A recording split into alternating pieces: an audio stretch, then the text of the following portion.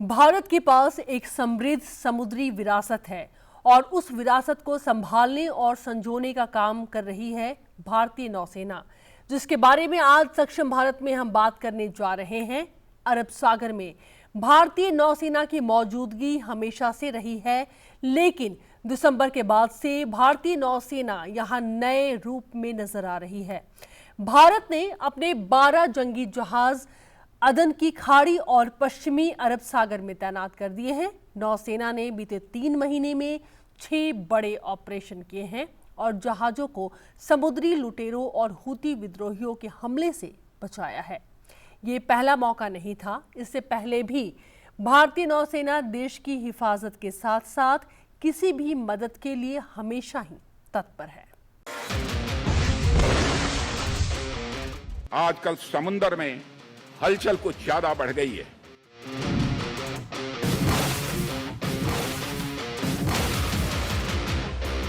जिन्होंने भी इस हमले को अंजाम दिया है, उन्हें हम सागर तल से भी ढूंढ निकालेंगे और उनके खिलाफ कठोर कार्रवाई की जाएगी।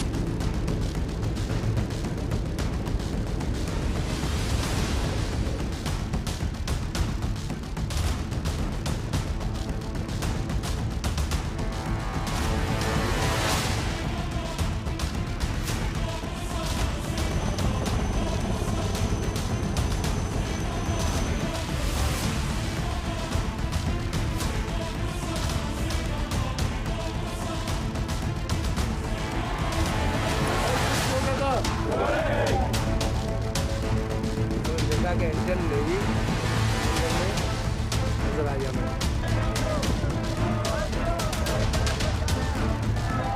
भारत माता की।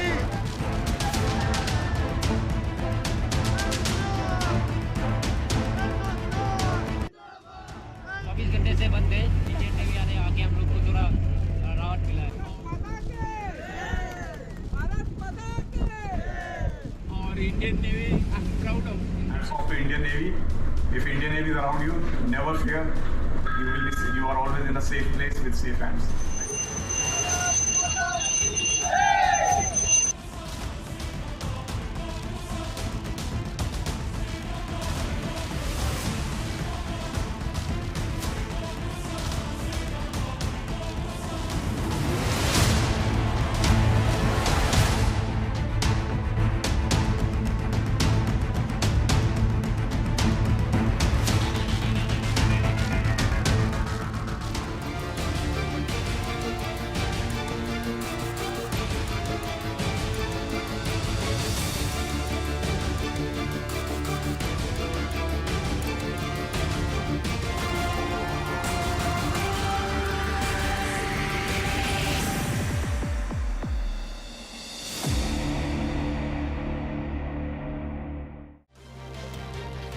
अरब सागर और अदन की खाड़ी में भारतीय नौसेना की ओर से समुद्री लुटेरों और हुती विद्रोहियों के हमलों के खिलाफ मजबूत एक्शन ने दुनिया भर में इसे चर्चा में ला दिया है। बीते कुछ महीनों में आधा दर्जन से अधिक कार्रवाई में भारतीय नौसेना ने व्यापारिक जहाजों को ऐसे कई हमलों से बचाया है। खास बात यह है कि इसमें से ज्यादातर जहाज भारत के नहीं बल्कि दूसरे मुल्कों के हैं। सबसे ताजा मामला माल्टा के जहाज MV रुएन का है, जिसे सोमालियाई समुद्री लुटेरों ने 18 दिसंबर 2023 को हाईजैक कर लिया था। वह उसे सोमालिया ले गए थे। 5 मार्च 2024 को यह जहाज सोमालिया से 260 नॉटिकल मील दूर दिखाई दिया। INS कोलकाता ने इसे रोका और जहाज के स्टीयरिंग सिस्टम और नेविगेशन सपोर्ट को अपने कंट्रोल में ले लिया। इससे समुद्री लुटेरों को जहाज रोकना पड़ा। INS कोलकाता की कार्रवाई के बाद 35 समुद्री लुटेरों ने आत्मसमर्पण कर दिया, जिन्हें भारत लाया गया। MV रुएन जहाज और 17 क्रू मेंबर को रिहा करा लिया गया। इन 17 क्रू मेंबर में से 7 बुल्गारिया के नागरिक थे। बुल्गारिया के राष्ट्रपति और डिप्टी PM ने इस सहायता के लिए भारत सरकार और भारतीय नौसेना का आभार जताया। इसके जवाब में विदेश मंत्री S जयशंकर ने कहा कि दोस्त इसलिए ही होते हैं।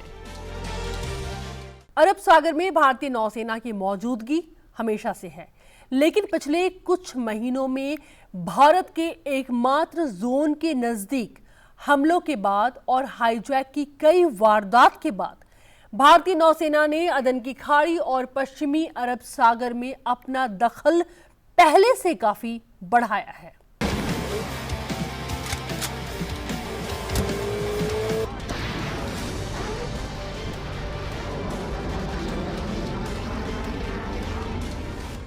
भारत ने अरब सागर में अब तक की अपनी सबसे बड़ी तैनाती कर दी है। अरब सागर में मौजूद भारत के नौसैनिक बेड़े में 12 वॉरशिप शामिल हैं, जिनमें 2 एडवांस वॉरशिप अदन की खाड़ी में और बाकी 10 उत्तरी और पश्चिमी अरब सागर में तैनात हैं। दरअसल 6 सालों तक शांति से रहने के बाद अदन की खाड़ी और उत्तरी और पश्चिमी अरब सागर में समुद्री लुटेरों के हमलों ने पूरी दुनिया को चौंका दिया है।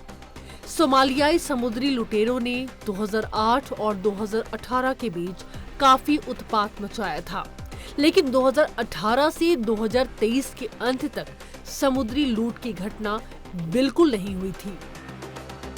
अगर अगली घटना की बात करें तो भारतीय नौसेना के एलीट मरीन कमांडो ने जनवरी में एक सफल ऑपरेशन में लाइबेरिया के झंडे वाले समुद्री जहाज को अपहरण से बचा लिया। सोमालिया तट से अपहरित जहाज MV लिली नॉरफॉक पर सवार 15 भारतीयों सहित चालक दल के सभी 21 सदस्यों को सुरक्षित बचाया गया। MV लीला नॉरफॉक का एक मालवाहक जहाज है जो ब्राजील से बहरीन जा रहा था। इसे सोमालिया के तट से लगभग 300 समुद्री मील दूर इस पर कब्जा कर लिया गया था। इन्हें रिहा कराए जाने पर चालक दल के सदस्यों ने भारतीय नौसेना के प्रति अपना आभार व्यक्त किया। मालवाहक जहाज से अपहरण का संकेत मिलने के बाद नौसेना ने अपने युद्धपोत INS चेन्नई को रवाना कर समुद्री अभियान चलाया, जिसमें भारतीय सहित चालक दल के सभी 21 सदस्य सुरक्षित रहे। अपहरण की report UK maritime trade operation ने की थी, जो कि एक ब्रिटिश सैन्य संगठन है जो रणनीतिक जलमार्गों में जहाजों की गतिविधियों पर नजर रखता है। अगली कड़ी में हम बात करते हैं नौसेना के खास अभियान की, जिसमें समुद्री डकैतों के चंगुल से कई देशों के नागरिकों को सुरक्षित बचाया जा सका है। 30 मार्च को भारतीय नौसेना ने अरब सागर में समुद्री लुटेरों के खिलाफ बड़ी कार्रवाई कर 23 पाकिस्तानियों को बचाया। भारतीय नौसेना को 28 मार्च को सूचना मिली थी कि अदन की खाड़ी में सोमालिया के 9 समुद्री लुटेरों ने पाकिस्तान के 23 नागरिकों को बंधक बना लिया है और उनके साथ लूटपाट भी हुई है। पाकिस्तानी नागरिकों को समुद्री लुटेरों से बचाने के लिए भारतीय वीरों ने विशेष अभियान चलाया। समुद्र के अंदर करीब 12 घंटों तक चली मुठभेड़ के बाद भारतीय जाबाजों ने समुद्री डकैतों को आत्मसमर्पण करने के लिए मजबूर कर दिया, जिसके बाद 23 पाकिस्तानियों को सुरक्षित बचा लिया गया। डकैतों के चंगुल से बचकर निकले पाकिस्तानी नागरिकों ने भारतीय नौसेना की न सिर्फ तारीफ की बल्कि भारत माता की जय, भारत जिंदाबाद के नारे भी लगाए। मैं आमिर खान हूँ, मास्टर हूँ इस लॉन्च का। अल इस्लाम बोर्ड है, 8 दिन है। मैं ईरान से निकल के आ रहा था समंदर। मुझे सोमालियों ने आई चेक किया हुआ है कल दोपहर 3 बजे। रात से इंडियन नेवी मेरे पीछे लगी हुई है इमदाद कुमक के लिए। पूरी रात इन लोगों ने मगजमारी की, जोर लगाया सोमालियों से। आज पूरी दिन, अभी दिन की 4 बजे होने वाली है, इंडियन नेवी ने मुझे आज़ाद कर दिया। सोमालियों को निकाल दिया है। अभी मैं आज़ाद हूँ। इंडियन नेवी का शुक्रिया। इंडिया जिंदाबाद। The more of India you know, the more you know you don't know, and will never know. Recently in the Indian Ocean, where the Indian Navy so heroically is helping ships who are being hijacked, crews who are not just Indian, but crews of international character, because you believe in the idea of a global commons. एक और घटना के जवाब में भारतीय नौसेना का missile विध्वंसक INS विशाखापट्टनम को समुद्री डकैती विरोधी अभियान के तहत अदन की खाड़ी में तैनात किया गया था। 26 जनवरी की रात को हूती की तरफ से हमला किया गया। MV मार्लिन लुवांडा के एक संकट कॉल का नौसेना ने बखूबी जवाब दिया। मिसाइल को रोकने के कारण जहाज पर आग भी लग गई थी। MV चालक दल में 22 भारतीय और 1 बांग्लादेशी था। मार्लिन लुवांडा पर सवार सभी चालक दल सुरक्षित थे और कार्गो टैंक में लगी आग को समय के साथ बुझा लिया गया था। व्यापारिक जहाज के कैप्टन ने जहाज पर लगी आग को बुझाने में मदद के लिए भारतीय नौसेना को धन्यवाद कहा। The world knows that yesterday we were struck by a missile in Gulf of Aden.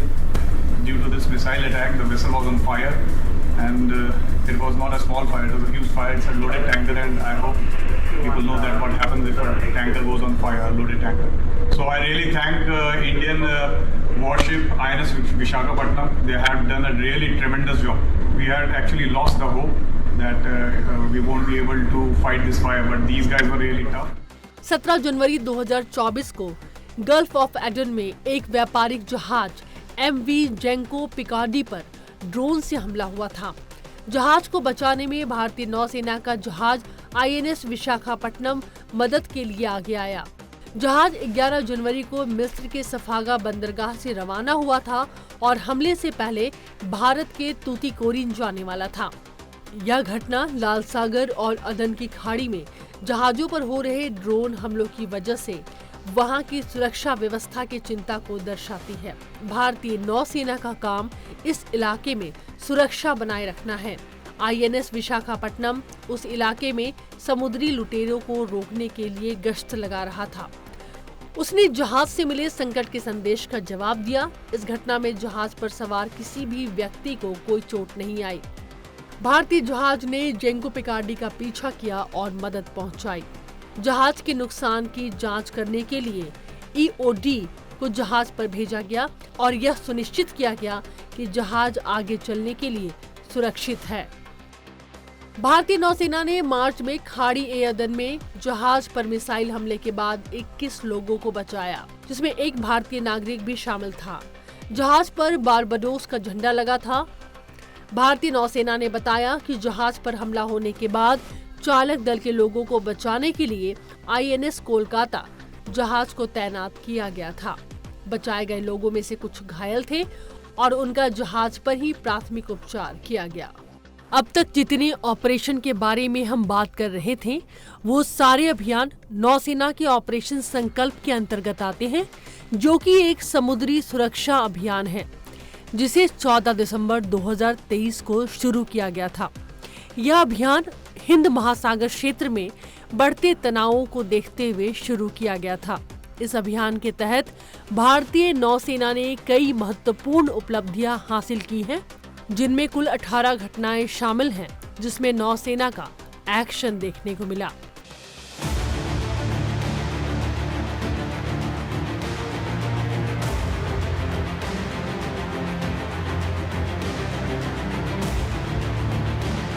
नई भारत की नई नौसेना और नई नौसेना की नई सोच का प्रतीक।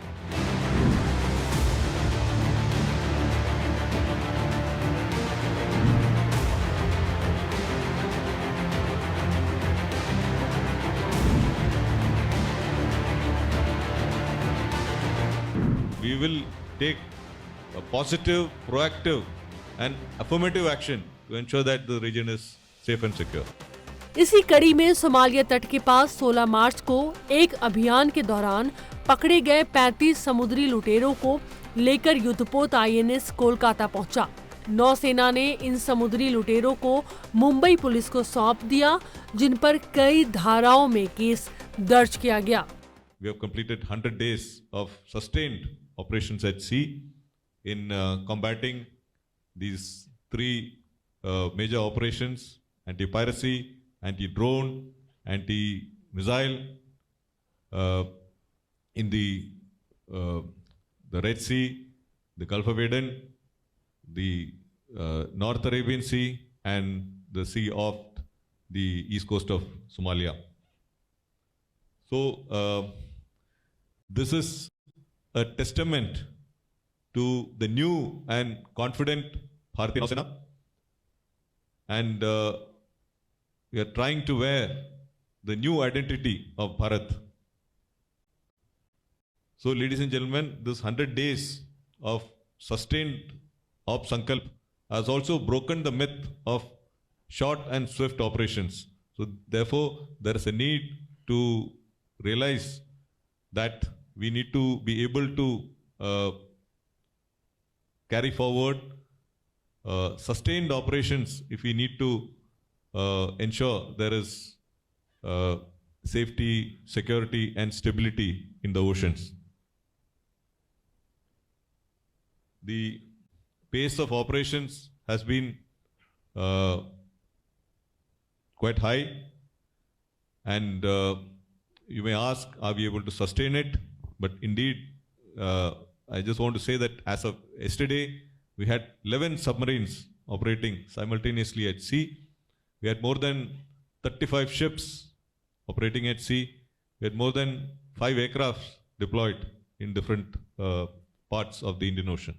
So we are making sure that our assets are deployed in an optimal manner to ensure that it covers the areas of interest and gives us the best information so that the maritime domain awareness and the requisite degree of transparency is achieved. Live up to the requirement of being a first responder and a preferred security partner to ensure that we work in collaboration with our other friendly foreign countries to ensure that there is Indian Ocean region is safe, secure and stable.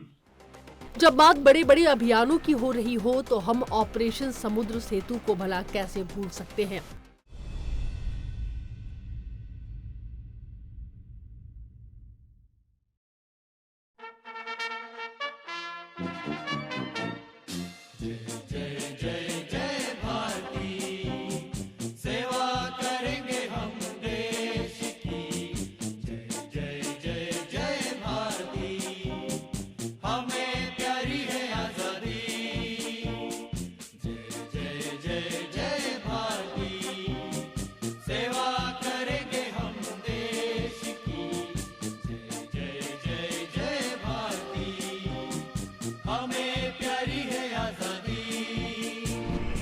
Indian government and Indian Navy for bringing us back. Even though it's a warship, we have been provided with all possible comfort. 24 घंटे हमारी सहायता की, हमारे देखरेख में 24 घंटे हमारे साथ रहे और कुछ खाना सब कुछ मिला, मेडिसिन मिला, सब कुछ हमको मिला वापसी में हम लोग भारत रवाना हो रहे हैं नेवी से। हम लोग अपनी इंडियन नेवी के ऊपर बहुत बहुत गर्व है। जय हिंद। रक्षा करेंगे सागर तट की, ताकत बढ़ाएंगे भारत की, याद करो उन वीरों की, शान है जो नौसेना की। ऑपरेशन समुद्री सेतु की शुरुआत विदेशों से भारतीय नागरिकों को वापस लाने के राष्ट्रीय प्रयास के तहत कोविड-19 महामारी के दौरान 5 मई 2020 को हुई थी, जिसके तहत समुद्र के रास्ते देश में 3,992 भारतीय नागरिकों को सफलतापूर्वक लाया गया। इस ऑपरेशन में समुद्र के रास्ते 23,000 किलोमीटर से अधिक की यात्रा पूरी की गई। इससे पहले भारतीय नौसेना 2006 में ऑपरेशन सुकून बेरूत और 2015 में ऑपरेशन यमन, ऑपरेशन राहत यमन के अंतर्गत इसी प्रकार के निकासी ऑपरेशन चला चुकी है।